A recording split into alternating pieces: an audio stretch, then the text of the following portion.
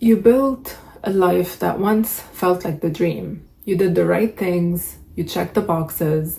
Maybe you were the strong one, the capable one. And now something feels off. You've outgrown the life you built. But guilt whispers, how could you even think of walking away?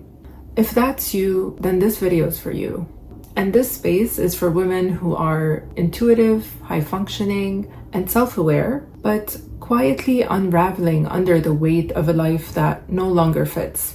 You crave soul-aligned success. You want to live from your body, not just from your mind. And you're ready to meet the shadows that are keeping you stuck, not to fix yourself, but to finally come home to who you are. Let's talk about why this shift is happening, why guilt shows up here, and how to move through this portal without betraying yourself. You're not broken for feeling this way, you're just evolving. There's a grief that no one prepares you for, the grief of becoming. You've changed, and it's not just that your old life was wrong.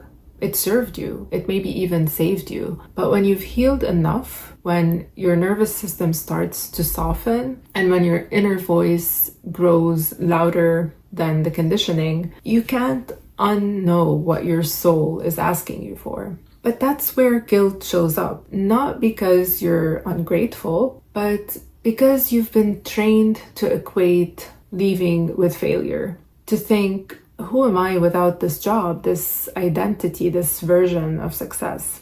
And here's the truth. Guilt is the emotional residue of old programming.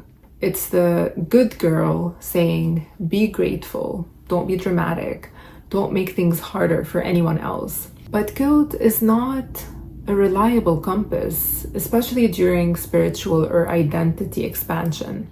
It is a threshold, a signal that you're touching something sacred, something tender, that part of you that feels guilty, she's actually trying to protect you. She remembers a time when your survival depended on fitting in, staying safe, being the achiever, and now your truth is different, and that old protection is suffocating you. It's not serving you. Here's what happens when you stay in the life you've outgrown. You shrink, you feel numb, you feel disconnected, irritable. You're just lashing out at anything and everything, but you can't really explain why. You scroll more, you care less, you feel a quiet resentment building inside of you, but you keep performing anyway. You keep putting that mask on. And maybe you've tried all the fixes, more journaling, more meditating, another mindset shift, a better routine, waking up at 5 a.m. But you're not burned out, you're just misaligned, because no amount of optimization can make up for a life that's no longer true for you. So what do you do when you're in this in-between? The first step is naming the shift, saying, I'm not broken, I'm just outgrowing what's not for me. This version of me has completed its purpose. I don't need to burn it all down, I just need to listen. And some helpful journaling questions could be, what part of me is clinging to the old life for safety? Or if I weren't afraid, what truth would I admit today? Another question might be, who might I disappoint by choosing myself? And am I willing to face that? Step 2 is regulating, not bypassing. You can't rush embodiment. Your nervous system needs safety to expand. And this is where rituals, somatic check-ins, and body-led decision-making matter. So try this. Place a hand on your heart and belly and ask yourself, is it safe to let go just for today? Because we truly only live in the present. We are never going to live in the past or the future. We can force ourselves to revisit that, but the truth is we're always in the present. So can I just for today feel safe enough to let go of that old version of me and to try something new, try to see what's going to come up? And then another thing to do is to move your body gently, stretch, shake, breathe, do breathing exercises, or even go out for a walk in nature or just a walk outside for some fresh air. Those all help. And let the fear have space, but don't let it drive.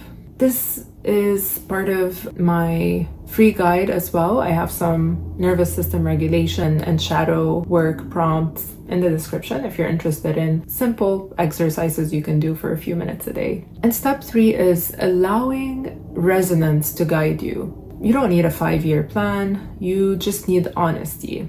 Let your next steps be rooted in what feels alive, not just what looks good on paper. So ask yourself, do I want to do this or do I want to do that? And then look at how your body is responding. Are you genuinely excited to move forward with this project or see this person or go out with this person? Or are you kind of hesitant about it? Just listen to your body. It takes some practice to start understanding what your body is signaling to you, but taking the distractions out of your life and sitting with your body in silence for a few minutes a day helps you adjust and learn how to read or understand your body.